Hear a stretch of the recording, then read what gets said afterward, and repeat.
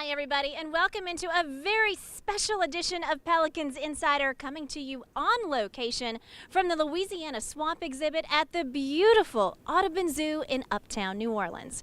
We are here, of course, for Toast for the Coast. Hi, everybody. I'm your host, Jen Hale, and we are joined by a very special guest to start things off this evening on this edition, Mr. Ron Forman, President and CEO of the Audubon Nature Institute.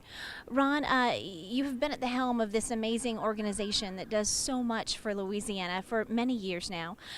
Toast for the Coast is a special event the Pelicans do to try to restore our coastline. Tell us a little bit about the event and why you're so supportive of it. Well, when Tom and Gail bought the team, they were thinking of a name change. And they said, what is unique to Louisiana? What's special about Louisiana?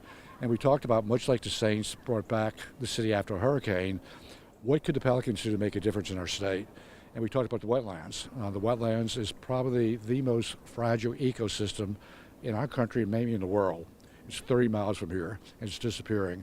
And so Tom and Gail said, we want to be part of that effort to make a difference.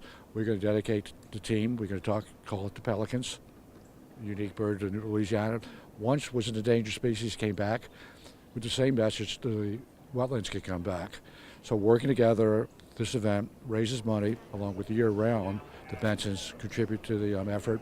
The players come out, always doing events, doing gatherings, making things happen. And our hope, much like the Saints helped save New Orleans after a hurricane, the Pelicans will save our city and our wetlands. It is so important. The facts are really staggering when you look at how rapidly we're losing coastline. What does that battle and fight look like right now? Well, we're actually losing the battle right now. And the fear is that if we don't reverse it soon, probably in a lot of people's lifetime, New Orleans may be a coast city. And with that creates a really problem. It creates a problem with hurricanes, the safety of our city with flooding. It also creates problems with the ecosystem. If we don't have a healthy ecosystem, it's hard to shrimp, to catch crabs, catch oysters. Our whole fishing industry is wrapped around that fragile ecosystem. So the wetland is more than just a forest of trees and water and habitat. It's about a whole economy. And it's also uniquely what makes Louisiana special. Absolutely. Home to guys like F.A. here. Of course, he's at the zoo, but his predecessors and counterparts live out there. Ron, what can people do? How can this problem be addressed? I think the most important thing we need to do is understand the problem. We need to share information, we need to talk about it, and we need to set a priority. I know our governor's working right now with a major, I think it's up to $100 billion plan. That takes a lot of money.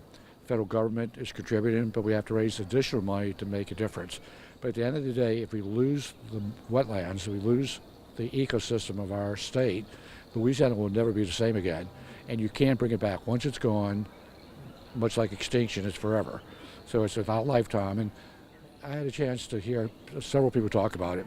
And think about it for a second. This wetland has been around for millions of years. Grew when the river was allowed to do its sediment at the end of the river, Mississippi River. But in our lifetime, it might be our generation that wiped it out. Now, how do you explain that to your kids and grandkids and future generations, why we were so not being thoughtful and we allowed a complete ecosystem to disappear? It is. It's an important responsibility that those of us who are here bear. Besides coming to an event like Toast for the Coast, is there a way that people can get involved, can do their part besides just educating themselves? I think you first start by, we said, education. Then you become a conservationist. Believe in what we're doing, contribute your time and energy and your resources and your messaging and social media, and we all need to rally around a story. We can make a difference. It can change. It's not without hope, but we're getting to the end of that hope. If we don't resolve it within your lifetime, it will probably be gone forever. So it's now or never. Absolutely. Is there a place people can go for more information, or if they want to volunteer somehow? They can go on the Audubon Nature Institute website, and they can communicate with the zoo. They can volunteer here. We'd be glad to share with them. But there's a lot of information out there about wetland and protecting the coast. And this event tonight with the Pelicans is a clear message on people coming, financially showing their support, coming to an auction. They want to save these beautiful alligators from extinction. And good things are happening. And when you get Anthony Davis coming out and getting excited about it. Now, I asked him to hold the alligator. And he said, my fingers are too important to me. So I said, well, you're probably right.